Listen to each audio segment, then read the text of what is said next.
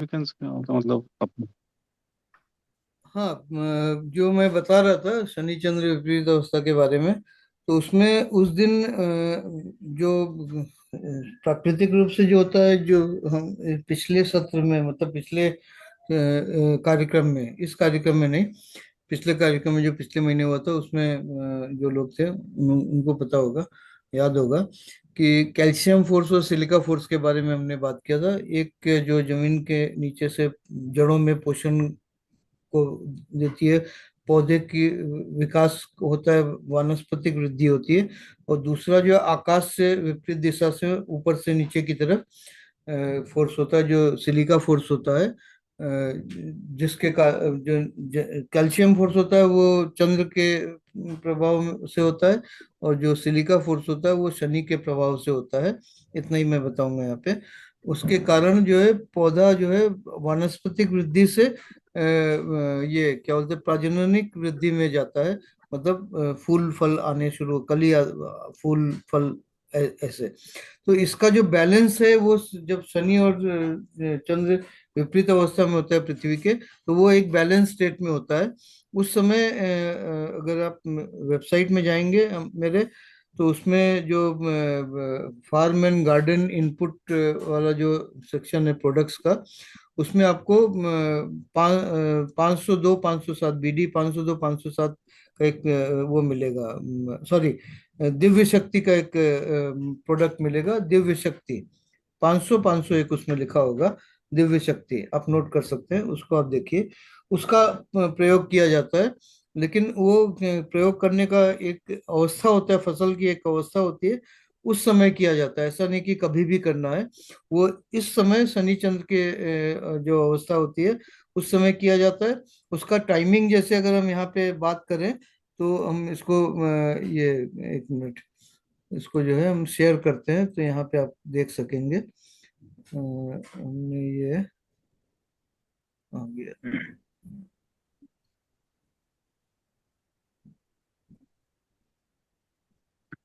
शनि चंद्र का जो है।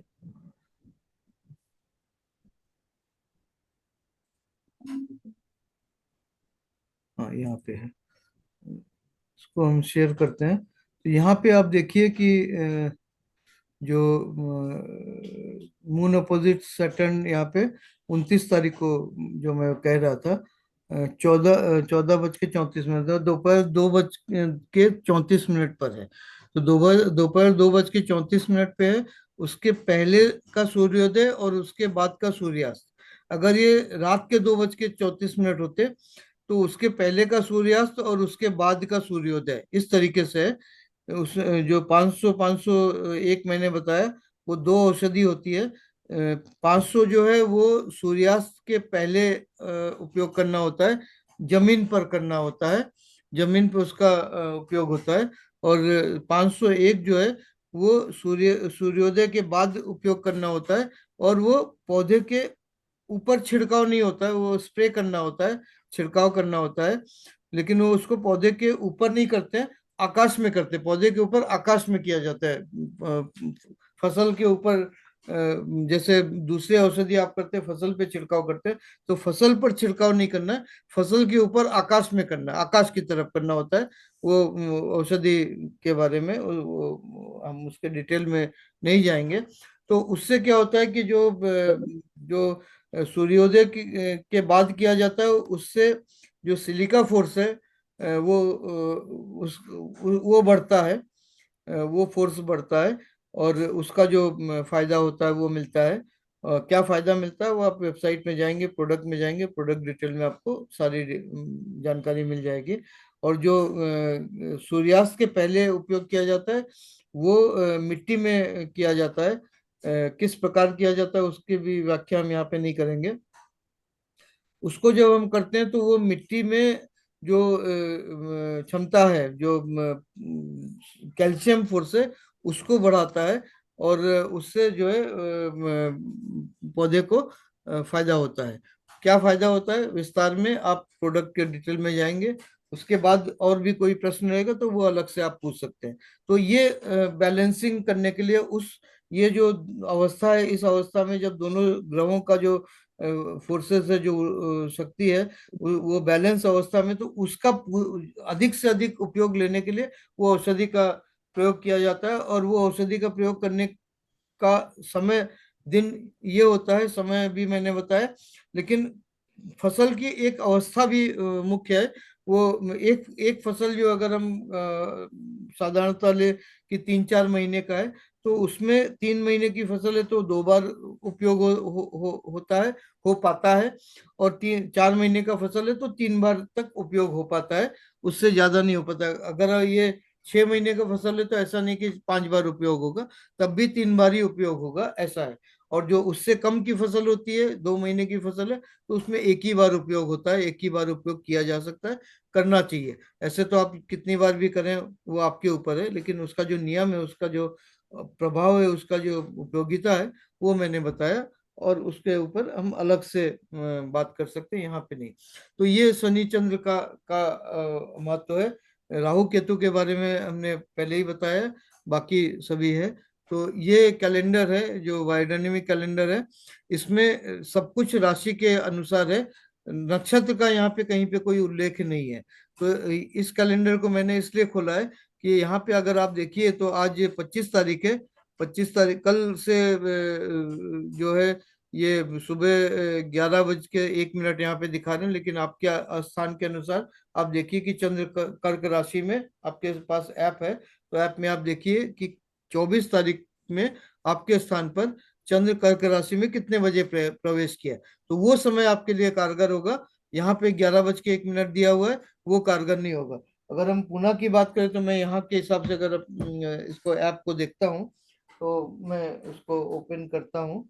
एक बार थोड़ा सा समय दीजिए मुझे, मैं उसको खोल लेता हूँ साथ में ऐप को, तो आसानी होगी। मैंने जैसे ऐप को खोल लिया और मंथ व्यू में गए, मंथ व्यू में जाके 24 तारीख को हमने खोला। 24 तारीख को हमने देखा कि कर्क राशि पे जो है ये हमने उज्जैन के आधार पर लगा के रखा है। तो उज्जैन के में 10:58 है। इसका मतलब ये कि यहाँ पे जो समय दिया हुआ है ये उज्जैन का नहीं है, किसी और स्थान का है, कहाँ का है मुझे पता नहीं। लेकिन 3 मिनट का फर्क है, करीब 58 और 1 3 मिनट का फर्क है, जहाँ के लिए भी है ये है। तो कल प्रातः 10:58 से चंद्र जो है कर्क राशि में प्रवेश किया। सूर्य तो कर्क राशि में चल ही रहा है। और इसके बाद अगर हम आज के समय में देखें तो आज पूरा चंद्र कर्क राशि में ही है। और फिर कल जो है 26 तारीख को सूर्य ये चंद्र जो है शाम को 3:51 तक कर्क राशि में रहेगा। उसके बाद कर्क राशि के बाद सिंह राशि में जाएगा 26 तारीख को 3:51 पर। अब यहाँ पे अनिल कुमार जी आपको ध्यान देने की जरूरत है कि 3:51 तक कर्क राशि ही रहेगा कल। तो आप जो फसल की बुआई की बात कर रहे थे अनिल कुमार जी, वो आपके जी लिए जी। समय 26 तारीख उत्तम नहीं है, बल्कि 27 तारीख उत्तम है। 26 तारीख को जब तक आपको समय मिलेगा 4 बजे के बाद, अगर वैसे देखा जाए आपके स्थान पे वो थोड़ा और पहले हो सकता है, 3 मिनट 4 मिनट पहले भी हो सकता है। यहाँ पे दिया हुआ है 3:54। और यहाँ पे हम उज्जैन के हिसाब से देख रहे हैं तो 51 मिनट, 3 मिनट का फर्क है इसमें। आपके यहाँ पे ये हो सकता है कि और देर में हो या जल्दी हो, वो आप अगर ऐप में देखेंगे तो आप बता सकते हैं।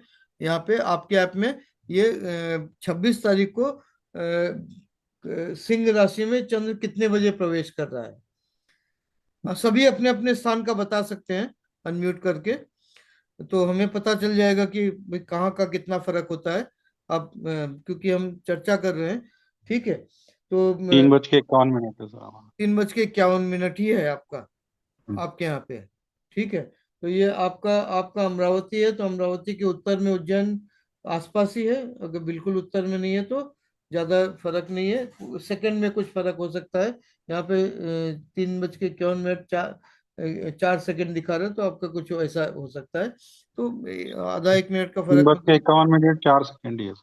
तो आपने भी उज्जैन ही लगाया हुआ है शायद, आप उस। नहीं नहीं, अमरावती में। तो अमरावती और उज्जैन एक ही देशांतर रेखा के ऊपर होगा। मैप में देखेंगे तो समझ में आएगा, अगर सेम है तो देशांतर रेखा सेम है। मतलब जो आपका जो कोऑर्डिनेट है वो पूर्वी कोऑर्डिनेट जो है, ईस्ट वाला जो कोऑर्डिनेट है वो उज्जैन का और आपका सेम होगा। नॉर्थ वाला कोऑर्डिनेट उज्जैन का अलग होगा, आपका अलग होगा। ये है। अगर हम अनिल कुमार जी की बात पे ले, तो अनिल कुमार जी ने जैसे पूछा था मेरे से, तो उसमें हम 27 तारीख को देखें तो 27 तारीख को चंद्र पूरे दिन सिंह राशि में है। और 27 तारीख को यहाँ पे अगर हम देखें तो 27 तारीख को और कोई घटना नहीं है, सिंह राशि में है। यहाँ पे देखिए 27 तारीख को कुछ नहीं दिख रहा आगे, सब साफ दिख रहा है। 28 तारीख को नोड दिख रहा है, मतलब केतु दिख रहा है। यहाँ पे नोड लिखा रहता है, लेकिन अगर अवरोह की तरफ में है तो वो राहु नहीं है, केतु है। और अगर आरोह में है तो वो राहु होता है। ये है। तो यहाँ पे केवल नोट दिया हुआ है, उनको राहु केतु से नहीं मतलब है, अंग्रेजों को। वो नहीं जानते राहु केतु, केवल वो नोट जानते हैं। वो जो बिंदु होता है, जो गांठ, नोट का मतलब होता है गांठ, तो वो बिंदु जो है वो गांठ है, इसलिए उसको 2 बजे है इसमें। और यहाँ पे जितने मिनट का फर्क है उसी अनुसार आप इसको देख सकते हैं। तो 28 तारीख को अगर हम देखें यहाँ पे, तो 28 तारीख को सिंह राशि जो है पूरे दिन सिंह राशि में है चंद्र। लेकिन आपके लिए करीब 10 बजे से लेके शाम को 6 बजे तक, मतलब करीब करीब पूरा दिन ही कोई कार्य नहीं करने का है। तो आपकी जो भी बुआई का काम करना है, अगर अग्नि तत्व की फसल है तो 27 तारीख को ही कर लेना पड़ेगा। 28 तारीख को अगर करेंगे तो सुबह 10 बजे के पहले पहले कर लेंगे। तो वो सुबह 10 बजे के पहले मतलब कितना होगा, क्या होगा। इसके बाद अगर हम 29 तारीख की बात करें तो 29 तारीख को, जैसे हमने बताया, शनि चंद्र विपरीत अवस्था, उसका कोई ये नहीं, आप अपना कार्य कर सकते हैं। लेकिन उस दिन जो कार्य है वो पूरा दिन जो है फिर सिंह राशि जो कन्या में चला जाता है। 28 तारीख को रात में 11 बज के मतलब करीब करीब 12 बजे। तो 29 तारीख को पूरा दिन ही जो है वो कन्या राशि में है। इस तरीके से इसमें दिखा रहा है कि 29 तारीख को रात में 2 बजे, मतलब 12 बज के 2 मिनट पे, मतलब ये 29 तारीख में है। जबकि यहाँ पे अगर हम देखें तो ये 28 तारीख का आएगा। वहां पे क्योंकि डेट चेंज हो गया, इसलिए 29 तारीख में दिखा रहा है कि कन्या राशि में जा रहा है। 28 तारीख, 27, 28 जो है वो उसमें इसमें है, क्या बोलते हैं, सिंह राशि में। उसके बाद कन्या राशि में जा रहा है 29 तारीख को। ठीक है। तो 29 तारीख पूरा दिन जो है वो कन्या राशि में, लेकिन क्योंकि अमावस्या के बाद है, ये शुक्ल पक्ष है, तो जड़ वाली फसलों की, मूल वाली फसलों की बुआई नहीं करनी है, रोपाई नहीं करनी है। बाकी सभी कार्य हम कर सकते हैं। दूसरे फसलों में क्या क्या कार्य कर सकते हैं, हम छिड़काव का कार्य कर सकते हैं, सिंचाई का कार्य कर सकते हैं। बाकी जो कार्य, निराई गुड़ाई नहीं करनी है। ठीक है। तो ये फिर है मून अपोजिट, हाँ मून अपोजिट, हाँ हाँ, बोलिए। ये 2:34 दिया है। तो हाँ, इसका मतलब उस दिन सूर्योदय पे और उसी दिन चंद्रोदय, चंद्र सूर्यास्त पे करना सुबह होगा क्या? सुबह सुबह जो है वो सिलिका फोर्स की जो औषधि है उसको प्रयोग करना है। और शाम को सूर्यास्त के पहले जो चंद्र का जो है कैल्शियम फोर्स का औषधि है उसको इस्तेमाल करना है। ओ, लेकिन अगर ये रात में होता, मान लीजिए उसी दिन रात में होता, तो 29 तारीख को शाम को सूर्यास्त के पहले कैल्शियम फोर्स का इस्तेमाल करना होता। और अगले दिन सुबह, मतलब 30 तारीख को सुबह सूर्योदय के बाद सिलिका फोर्स का करना होता। ये है। बाकी आप विस्तार में वेबसाइट में जाके प्रोडक्ट डिटेल में देख सकते हैं। उसमें प्रयोग के बारे में नहीं दिया, लेकिन वो औषधि क्या है, उसका क्या है वो दिया हुआ है। बाकी सभी अनम्यूट कर लीजिए। और ये जो बनाना है पंचांग, आपने जो फॉर्म लिया हाथ में, उसमें कहाँ कहाँ पे दिक्कतें आ रही, क्या क्या प्रश्न है, वो हम ये सेशन और अगले सेशन में भी हम करेंगे। हमने रिकॉर्डिंग ऑन किया है कि नहीं मुझे याद नहीं है। किया था सर। किया है ना? फिर देख, भी देख लीजिए एक बार। नहीं, रिकॉर्डिंग हाँ है। चालू है, रिकॉर्डिंग चालू चालू है, है सर। चालू है, चालू है। हाँ, चालू है। ठीक है। सर ये हाँ जुताई खाद डालना ये दोनों बाकी सब तो हो गया। पर जुताई खाद डालना और छिड़काव के बारे में एक बार थोड़ा फिर से स्पष्ट कर देंगे तो थोड़ा अच्छा रहेगा, लिख लेते हैं। हाँ, जुताई और खाद डालने का जो है, ये कार्य भी कृष्ण पक्ष में करना चाहिए। जुताई का आप कब करेंगे? जब जमीन में नमी जो है वो कम है, तभी जुताई अच्छी होगी ना। जमीन की जब जुताई हाँ करनी है, तो जब सतह पे नमी कम है तब जुताई अच्छी होगी। वो कब होगी? जब कृष्ण पक्ष होगा, क्योंकि रस का प्रवाह नीचे की तरफ है। ठीक है। निराई गुड़ाई भी उसी समय करना है। और आपने क्या पूछा? हाँ, खाद डालना। खाद डालना। जुताई के साथ ही खाद डालना है, क्योंकि खाद भी आप उस समय डालेंगे जब जमीन में नमी कम है। और खाद डालने के बाद आप सिंचाई करते हैं, है ना। सिंचाई आप कब करते हैं? जब जमीन में नमी कम है, वो मांग रहा है। तो पहले जुताई करेंगे या निराई गुड़ाई करेंगे? फसल की अवस्था के अनुसार। जुताई कब करेंगे? जब फसल की बुआई करनी है। निराई गुड़ाई कब करेंगे? जब आपने फसल बो दिया है और खरपतवार निकालना है या जमीन को खोलना है, और इसके बाद खाद देना है, चाहे रासायनिक हो चाहे जैविक हो। आपको जब खाद देना है, खाद देने के बाद आप पानी देते हैं। रासायनिक खाद देने के बाद तो पानी देना ही देना है। तो वो कब खाद देते हैं? जब सतह के नमी कम है या नहीं है, सूखा हुआ है, तब आप खाद देते हैं, फिर पानी देते हैं। तो ये कृष्ण पक्ष में करना है। सिंचाई आपको दोनों पक्ष में करना है, शुक्ल पक्ष में भी करना है, कृष्ण पक्ष में भी करना है।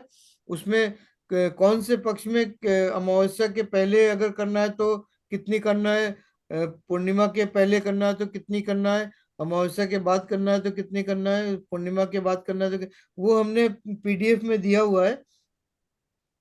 छठे दिन के उसमें पीडीएफ में अगर आप देखेंगे तो उसमें हमने वो बताया हुआ है, लिखा भी है हाँ और हाँ बताया भी है। हाँ। और जो हमने वो बना के दिया है, उसमें भी आप देख सकते हैं कि किस तरीके से करना है। तो मात्रा की बात हम यहाँ पे नहीं करेंगे, लेकिन सिंचाई जो है आपको फसल के अनुसार, फसल जैसे सिंचाई मांगता है, उसका कोई ऐसा नियम नहीं कि इतने दिन के बाद ही करना है। आपको देखना है कि फसल पत्ते बताते हैं, फसल जो है उसके पत्ते बताते हैं कि पानी मांग रहा है कि नहीं। जमीन से ज्यादा फसल के पत्ते बताते हैं कि उसको पानी की जरूरत है कि नहीं। आप जमीन को देख के सिंचाई करते हैं। मैं ये कह रहा हूँ कि आप फसल को देखिए, पत्तों को देखिए और उसके अनुसार सिंचाई करिए, क्योंकि अगर ज्यादा नमी होगी तो भी नुकसानदायक होता है। ये सारी बातें हम अगले कार्यक्रम में करेंगे। उसके बारे में जो हम आखिर में बात करेंगे उसके बारे में। और कल परसों में हम उसके बारे में थोड़ा सा ग्रुप में भी डालेंगे कि कैसे होगा कार्यक्रम। वो आखिर में हम बात करेंगे, आखिरी 10 मिनट में हम उसके बारे में बात करेंगे। अभी आपके जो प्रश्न है वो हमें ज्यादा जरूरी है कि आपने जो इतना समय दिया है वो उसका उपयोग पूरा कर पा रहे हैं कि नहीं, कहाँ पे दिक्कत आ रही है, या तो प्रश्न आप। जलवायु वाला जो कॉलम है उसमें क्या भरा जाए? हाँ। दिन की लंबाई, तापमान, वर्षा। हाँ, दिन की लंबाई तो सूर्योदय सूर्यास्त के बीच का जो समय है, वो कितने घंटे जी। कितने मिनट का, वो उस दिन की लंबाई हो गई। और अगर अब ऐप में जा रहे हैं तो उसमें डे लेंथ दिया हुआ है, नाइट का भी लेंथ दिया हुआ है। तो रात की लंबाई से तो मतलब नहीं है, दिन की लंबाई से मतलब है, क्योंकि आपको दिन की लंबाई से ये पता चल जाता है कि आपको कितना समय मिल रहा है कार्य करने के लिए। सूर्योदय के पहले आप खेत में कुछ कार्य नहीं कर सकते। कुछ स्पेसिफिक कार्य होते हैं जो सूर्योदय के पहले अंधेरे में भी करना होता है, हम यहाँ पे उसकी बात नहीं करेंगे। लेकिन जो साधारणतः जो जो भी आप एज किसान के तौर पर जो आप कार्य करते हैं, वो सूर्योदय और सूर्यास्त के बीच में करते हैं। तो वो कितना समय है ये तो जानना जरूरी है ही है। ये एक बात हो गई। और जलवायु की जो बात है उसमें आपको देखना है कि पहले चंद्र, राशि और नक्षत्र के तत्व, फिर सूर्य की राशि और नक्षत्र के तत्व। उसके अनुसार आप देखिए कि जो तत्व के अनुसार जलवायु क्या है। अगर सूर्य और चंद्र दोनों की राशि और नक्षत्र एक ही हैं, सूर्य भी राशि नक्षत्र एक ही है जैसे कल का दिन में था, और चंद्र का भी है, जो भी तत्व है उसके अनुसार आप देखेंगे कल और आज। यहाँ पे जो मैं देख रहा हूँ, वर्षा हो रही है, नमी है और थोड़ा ठंडा भी है। मैं बिना पंखे के बैठा हुआ हूँ, पंखा चलाऊं तो ठंडी लग रही है। क्यों? क्योंकि तत्व जो है वो जल तत्व है, जो कल था जल तत्व था मेरे ख्याल से। तो वो तत्व के अनुसार आपको देखना है कि चार वो मिलते हैं आपको। सूर्य के दो राशि नक्षत्र, चंद्र के दो राशि नक्षत्र, तो इस प्रकार मिलते हैं। तो उसमें अगर चारों अलग अलग हैं मान लीजिए, सूर्य एक राशि में है जो एक तत्व है, सूर्य का नक्षत्र जो है वो दूसरे तत्व में, चंद्र का जो राशि है वो तीसरे तत्व में, और चंद्र का जो नक्षत्र है वो चौथे तत्व में। चार ही तो तत्व हैं, पांचों तो नहीं है। तो अगर सब अलग अलग हैं तो उसमें देखना है कि सबसे ज्यादा प्रभाव किस चीज का है। तो सबसे ज्यादा प्रभाव सूर्य का है। तो सूर्य का जो राशि का तत्व है वो सबसे ज्यादा बलशाली होगा। उसके बाद सूर्य का नक्षत्र होगा, क्योंकि अवधि उसकी सबसे ज्यादा है इसलिए। उसके बाद चंद्र का राशि होगा, फिर चंद्र का नक्षत्र होगा, इस क्रम में होगा पहली चीज। इसके बाद आपको और एक मुख्य बात देखना है सभी कार्यों के लिए। ये आप लोगों ने किसी ने पूछा नहीं कल, यतिन कुमार जी ने पूछा था आखिर में, और फिर ऑफ हो गया था तो मुझे अभी याद आ गया।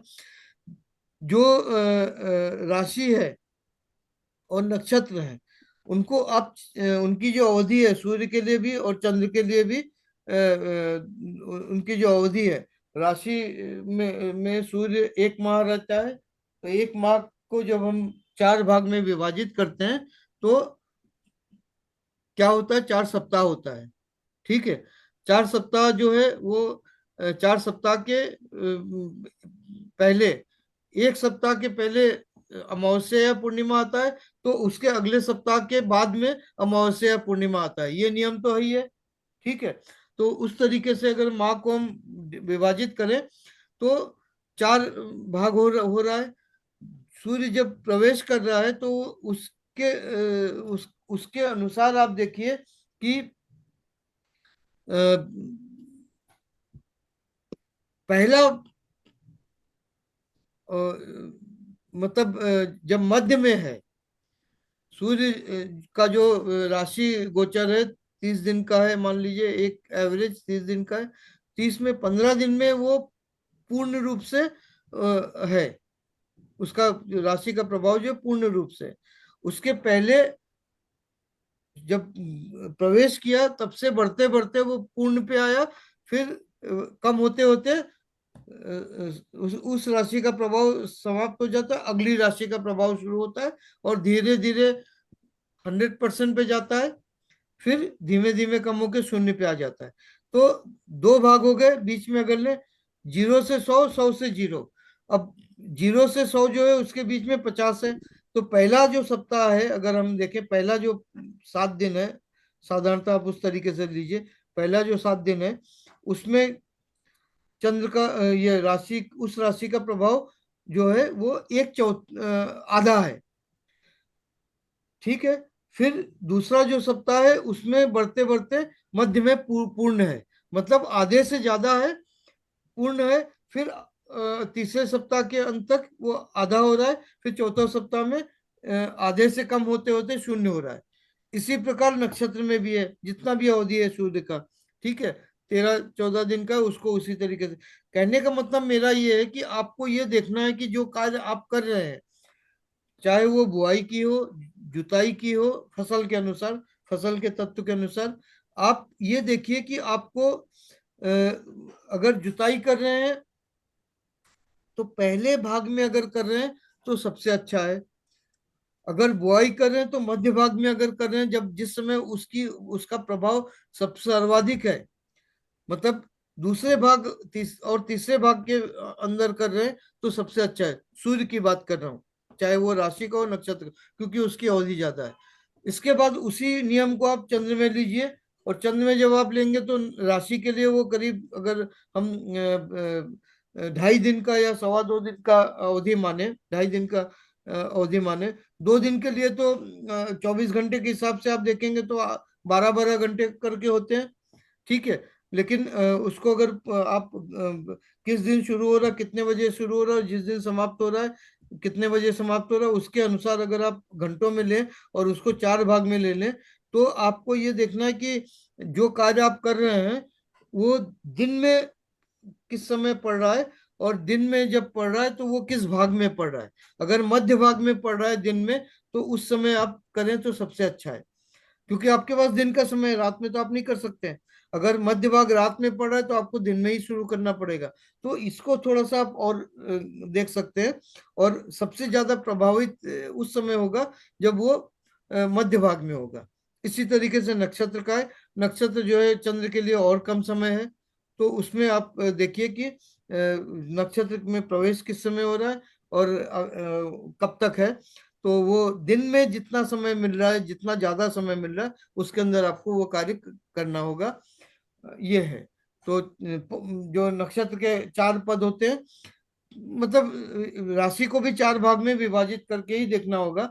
नक्षत्र को भी 4 भाग में विभाजित किया है। उसका जो उसके पीछे जो लॉजिक है वो यही है कि बढ़ता है, फिर मैक्सिमम होता है, फिर धीमे धीमे कम होता है। जन्म कुंडली जो बनती है उसमें भी देखा जाता है कि जन्म नक्षत्र है, लेकिन नक्षत्र कौन के किस पद पद में जन्म हुआ है, प्रथम पद में, द्वितीय पद में, तृतीय पद में, चतुर्थ पद में, किस पद में हुआ है, ये भी देखा जाता है। वो तो कुंडली की बात होगी, ज्योतिष की बात होगी। लेकिन यहाँ पे फसलों में आपको कार्य दिन में करना है, तो दिन में आपको देखना है कि अगर मध्य वाले दूसरा और तीसरा पद मिल रहा है सूर्य के राशि, सूर्य के नक्षत्र में, उसके बाद चंद्र की राशि, चंद्र के नक्षत्र में, सूर्य के नक्षत्र सूर्य के राशि और नक्षत्र के हिसाब से आपको तत्व का वो नहीं मिलेगा साल भर में, 3 बार ही मिलेगा, 3 माह में ही मिलेगा। लेकिन चंद्र में वो प्रति 10 दिन में मिलेगा। तो चंद्र को ध्यान में रखना है। लेकिन उसके साथ अगर सूर्य का भी तत्व राशि का और उसके बाद नक्षत्र का हो रहा है तो और अच्छा है। तो यहाँ पे तत्व महत्वपूर्ण है, और तत्व के बाद राशि, राशि के बाद नक्षत्र, और वो भी पहले चंद्र उसके बाद सूर्य, पहली चीज। दूसरी चीज, 4 भाग हमने बताया।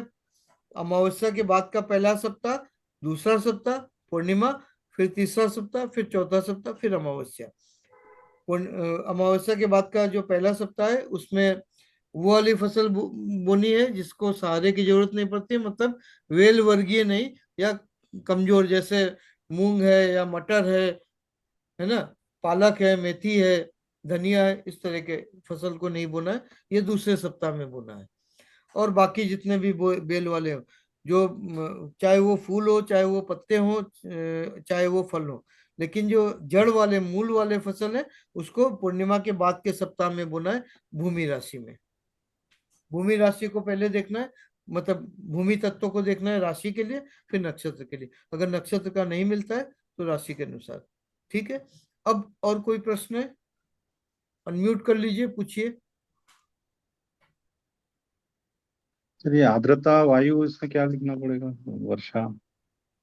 वो तत्व के अनुसार आर्द्रता और वायु का मतलब हो गया, जल तत्व से आर्द्रता आएगी, वायु तत्व से वायु आता है।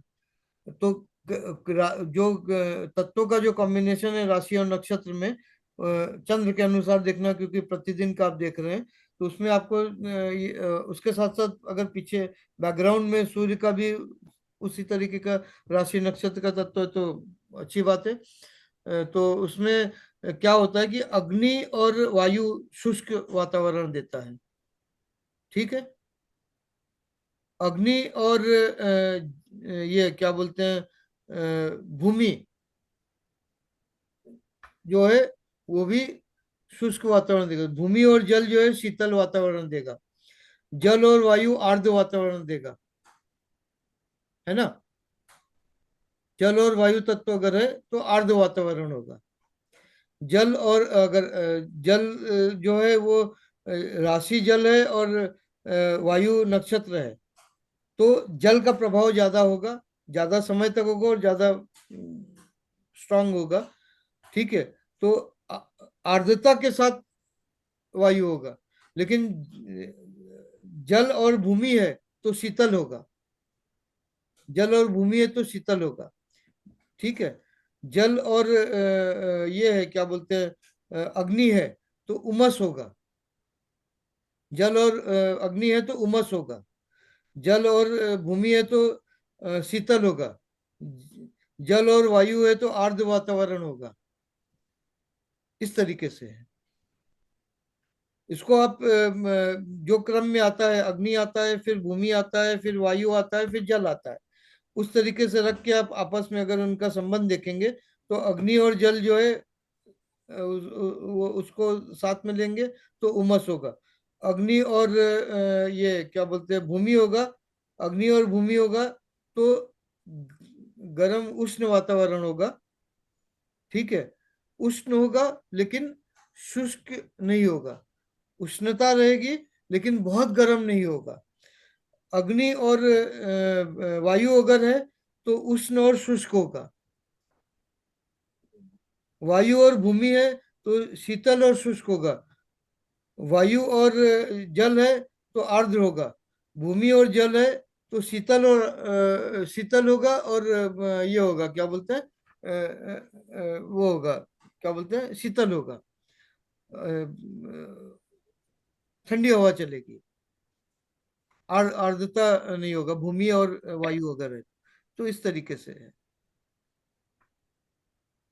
सर ये एग्रीकल्चर में तो अपन ज्यादा मून को ज्यादा प्रेफरेंस देते हैं ना, लेकिन अपन ने बोला कि सूर्य को ज्यादा देना है देखते समय सीक्वेंस में।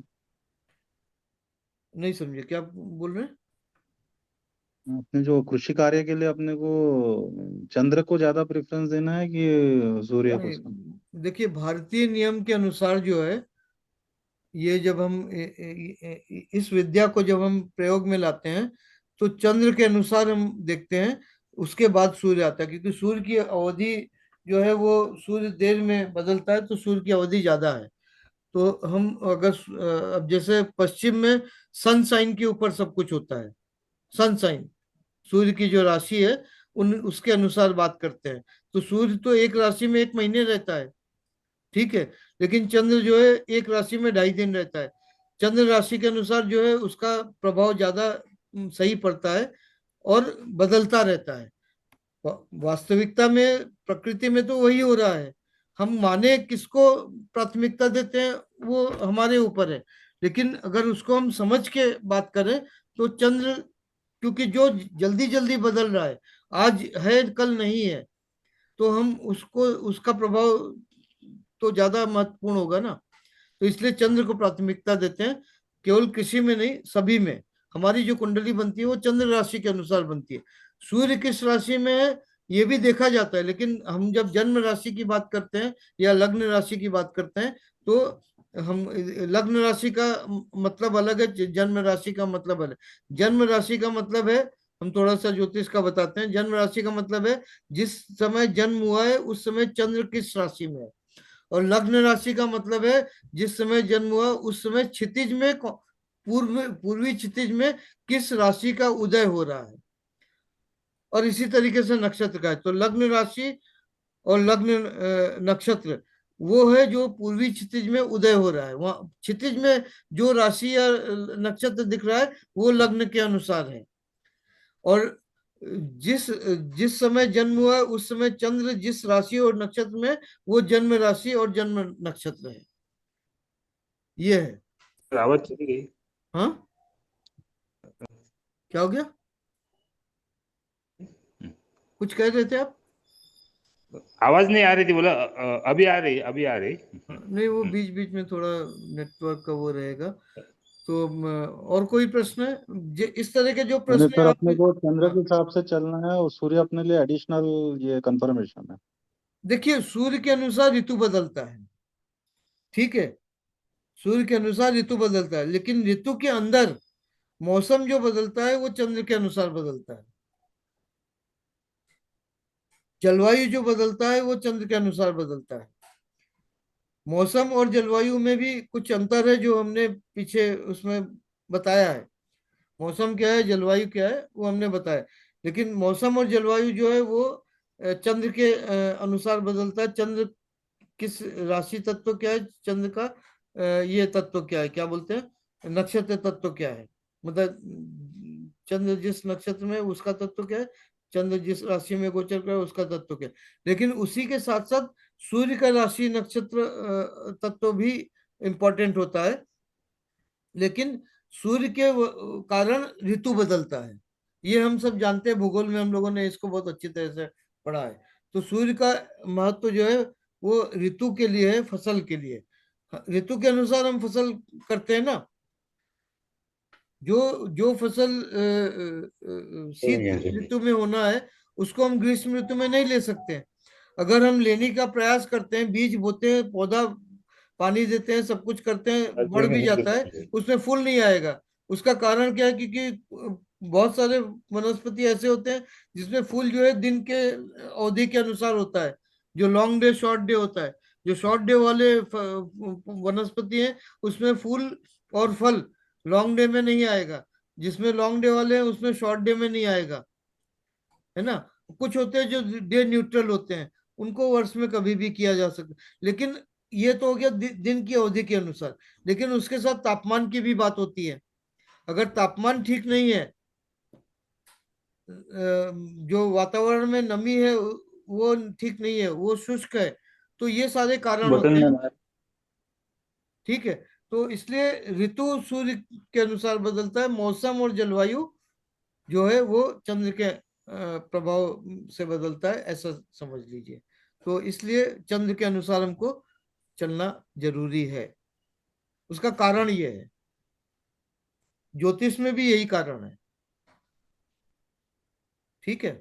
और कोई प्रश्न है? आप प्रश्न पूछिए, क्योंकि ये यहाँ पे आप जो फॉर्मेट जो बना रहे हो उसका जो उपयोग करना है, आपने सब भर लिया है जो देख के, पंचांग में से देख के भर लिया। उसके साथ वाला जो, उसके ऊपर कोई कुछ पूछ नहीं रहा है मेरे से। जो आपको जो दिनदर्शिका बनानी है, वो पंचांग से आपने सूर्योदय सूर्यास्त और ये सब लिख लिया है बाएं तरफ जो है। उसके बाद उसके आधार पर दाहिने तरफ जो है वो सारी चीजें लिखनी है ना।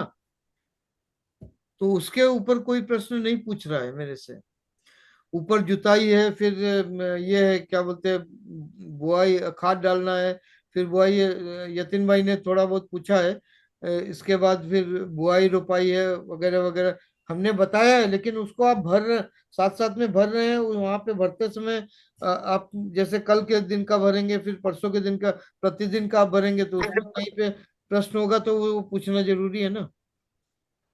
हाँ बोलिए तो यतिन इसमें भाई। तापमान अगर नोट करना रहेगा क्या हमको जलवायु में? जलवायु में तापमान आप नोट करना चाहे तो कर सकते हैं, लेकिन आप तापमान नोट करके भी क्या करेंगे? जो होना है ये जो वो होना है। तापमान लिखा है उसके सामने क्या लिखना, हाँ मतलब ये जो हाँ कॉलम, ये जो दिया हुआ है जलवायु का फॉर्मेट, हाँ उसमें तापमान वर्षा अगर लिखा हुआ है तो उसमें क्या मतलब हाँ। हमको? जलवायु में मतलब ये जैसे मैंने बताया, उष्ण रहेगा, आर्द्र रहेगा, बारिश हो, अभी वर्षा ऋतु में बारिश होगी या नहीं होगी, वो नक्षत्र के अनुसार। यहाँ पे थोड़ा सा ये भी देखना पड़ेगा, जो मानसून वाले जो हमने वीडियो बनाए हैं वहां से आपको कुछ इन्फॉर्मेशन लेके तब करना पड़ेगा। अगर सीधे सीधे इसके ऊपर करेंगे तो वो हो सकता है मिसमैच हो, कि जल तत्व नहीं है तो बारिश नहीं होगी, ऐसा नहीं है। वर्षा ऋतु में बारिश तो होगी, तो वहां पे नक्षत्र के अनुसार बारिश होगी नहीं होगी, कम होगी ज्यादा होगी, आपके यहाँ पे नहीं होगी कहीं और। ये इसका कारण हो सकता, कम हो सकता है, बिल्कुल नहीं होगा ऐसा नहीं है। वर्षा ऋतु में बारिश होगी, नक्षत्र के अनुसार बारिश, और वो नक्षत्र किस समय है, पूर्णिमा और अमावस्या जो पक्ष है उसके अनुसार, वो वीडियो देख के उसके अनुसार आप नोट्स बनाइए, उसमें दिया हुआ है। उसके अनुसार आप देखेंगे तो आपको पहले से आप अनुमान लगा सकते हैं कि भाई, क्योंकि वो एक नियम है, उस नियम के अनुसार आप पहले से लगा सकते हैं कि भाई इतने तारीख को इस समय बारिश होनी है, पूर्वानुमान की बात है। और ये वाला जो है यहाँ पे आप जलवायु जो है उसके आधार पर आप समझ सकते हैं